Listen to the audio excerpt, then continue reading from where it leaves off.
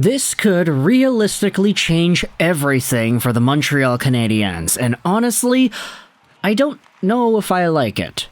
We're not talking about yesterday's Montreal Canadiens game, we're not talking about Sidney Crosby, we're not talking about the Penguins. Instead, what we are doing is we are talking about an article published on danslescoulisses.com. I'll leave a link in the description to this. It was published by Tony Patouin earlier. When was this? It was on the 28th, so a few days ago actually. And because it's on Dans les Coulisses, it's in French, I translated it to English. Juraj Slafkovsky at center. It's worth a try, the article says. This idea had been rewritten about and posted elsewhere on different parts of Canadian social media, so I thought it would be only natural to go out there and dive into this thought process ourselves. Take a look at the scoop and take a look at the results here. In the weeks leading up to the 2022 NHL Draft, Juraj Slafkovsky was asked by a few teams if he could play center in the NHL. You can bet $20 that the members of the Canadiens management were among those who broached this subject with him, whom they ultimately drafted in the very first spot of the draft. It was, of course, out of the question to have him start his NHL career at 18 with a tryout at center, when in fact he had played very little at the position in 2 or 3 years preceding his selection by the Habs. But after a very conclusive second season where he showed us that he could play with his head up, quickly spot his teammates, score his share of goals, and play well defensively, trying him at center may not be a bad idea.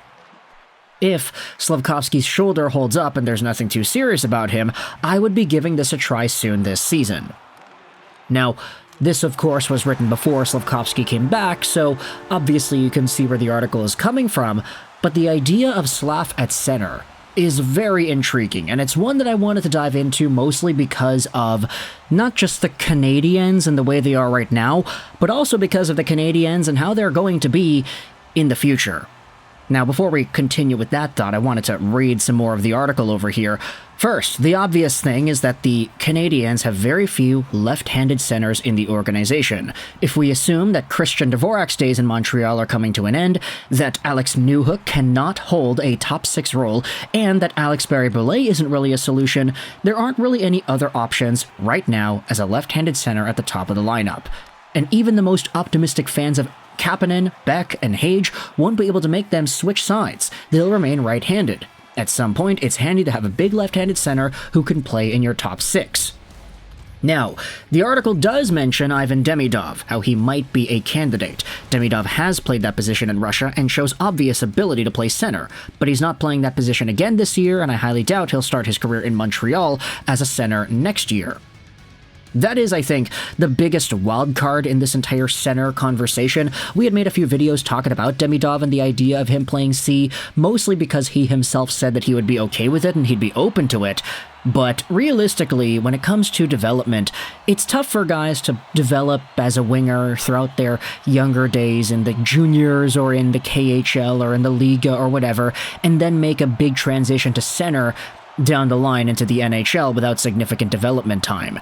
Like, if he's in the AHL and then he plays a while and then he looks good, and like Slafkovsky, he looks good in the NHL too, then maybe there's an opportunity to try him out there sometime later in his career. We had seen Patrik Laine play center for the Columbus Blue Jackets at times over the past little while. I won't say that experiment was necessarily positive, but it was still there and it still existed. So, even with Laine, you saw him actually say that he liked playing center, and that he liked the added responsibility. He could use that range of his and his stride, his mobility to be able to catch up to guys down the middle, and for Juraj Slafkovsky, I think, he has a good enough frame and good enough mobility to maybe exhibit some of those same skills. He also seems to be very good at winning his battles and keeping his head up, and especially when it comes to pass receptions, he's very good at that. So maybe you could say that his skills along the boards could be translated down the middle too. It's just dependent on whether or not Slafkovsky has it in him to win a bunch of faceoffs, to adjust to the defensive responsibility that a center has in the National Hockey League, and be able to do all this on the fly in his early 20s. It's obviously a difficult transition, but only the best of the best players can go out there and do that. When it comes to Demidov, though, I do think he does provide the biggest wildcard chance of having that center label attached to him. I'd say a lot of Canadiens fans, especially around the draft, were a little bit cynical talking about the team's forward core. Okay, they've got Suzuki, Caulfield, Slafkovsky, that's great, but is Nick Suzuki really a true bona fide number one center? Is he a McKinnon? Is he a Matthews? Is he a McDavid? No. Ivan Demidov, while he's not necessarily that, I think he does have a ceiling to maybe be in that Jack Eichel kind of conversation, maybe in that JT Miller-esque sort of point production mold. So if Nick Suzuki is not going to eventually get to that level, could Demidov? I think it's a very realistic idea to discuss Demidov as being a higher point producer than Nick Suzuki at some point in the long-term future per season. So if you wanted to say Demidov has that dynamism to play down the middle, and he himself is okay with it, do you want to roll with that? Do you want to have Suzuki as a second-line guy? I'll tell you, I think he would be one of the best second-line centers in the NHL, if not the best. It would be really great for the Canadiens to have double-down, top-tier first-line centers. For Suzuki, though, while he is a first-line guy, an elite guy, I don't necessarily know if I'd say he's a franchise-defining superstar caliber guy like some of the other players we had discussed earlier.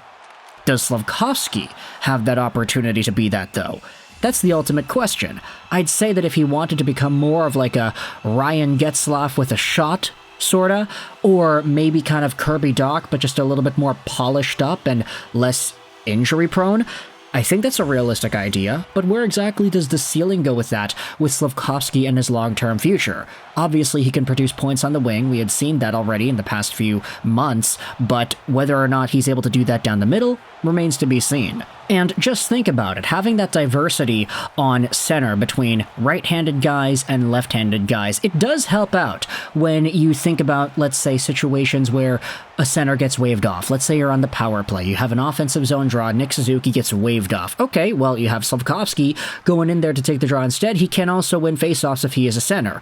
Also, you have the predicaments of playing in your own zone, whether or not the faceoff is to the right or to the left of your goaltender. Having a different handedness guy will change up the way you're able to win it and change up the strong sides as well, because obviously, you know, if you've played hockey before, you've tried to have a faceoff, one side is always going to be stronger than the other, and it's usually the one that's pulling back. So if you're able to have a switcheroo where you have a right-handed guy and a left-handed guy, both of whom can take those draws, it becomes a lot more easier to deploy your lines and just kind of choose which center is going to go out there to take which face-off, especially if you're in a tough matchup. Let's say it's 30 seconds left in a Game 7 and the face-off is going to be in your own zone. You don't know which side it's going to be on, and then all of a sudden you realize, okay, it's on the right side. All right, great. Let's throw out Nick Suzuki because he can win it back into the back corner of the ice, and then things will be okay. If it's the opposite side, Slafkovsky. That's sort of the idea there.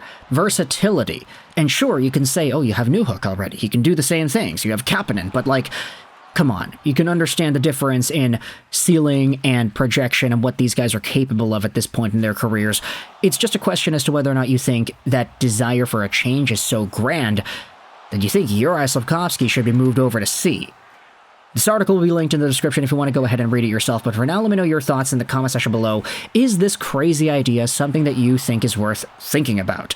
Let me know your thoughts in the comment section below about whether or not you'd throw Slafkovsky on as a center at some point this season. I hope you enjoyed this video, and bye.